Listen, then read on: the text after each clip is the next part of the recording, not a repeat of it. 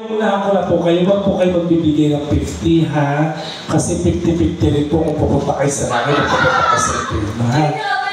Joke lang, eto naman. Oh. Ay, Diyos, sabi ko na nga pa, hindi ako nagkamali.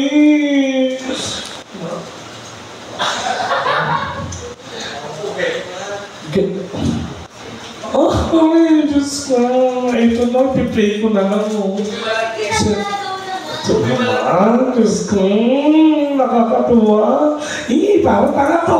Ano nga? Nakakainis ka. Ayan, nabuo na yung pangalawang linya. Oo, gagaling. Ay, punyeta! Kalimutan ko. O, eto ha, baka sabihin nyo, niloloko ko kayo. Humarang to, hindi ko nakita, may isa pa pala. Punyeta talaga to.